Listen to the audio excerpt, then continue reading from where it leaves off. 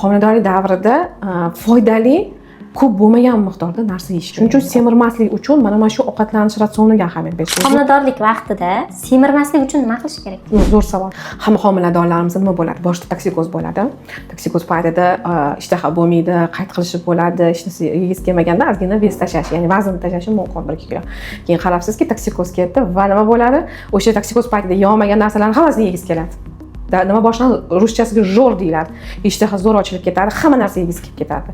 Va albatta vazn yig'ishni boshlaydi. Keyin hamma qarindoshlar nima deydi? "Voy, sen ikkitaga yeyishing kerak.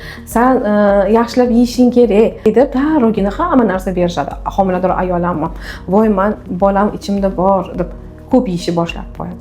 Homiladorlik davrida foydali ko'p bo'lmagan miqdorda narsa yeyish kerak. Ya'ni oziq-ovqatmi, vitaminga boymi va hokazo. Bizda sal shuni noto'g'ri tushunishadi.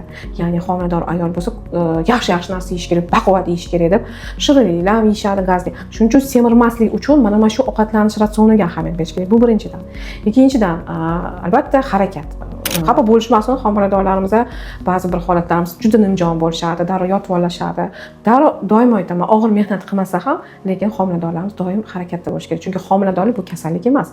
Albatta qon ketishda, yo'ldosh past joylashish, homila tushish xavflari, belgilari agar bo'lmasa, ayol aktiv harakatda bo'lishi kerak. Ya'ni harakat qilayotgan paytimizda yeyotgan ovqatimizdagi kaloriyalar parchalanadi. Ular energiya uchun sarf bo'ladi. Ya'ni yog' bo'lib to'planib qolmaydi.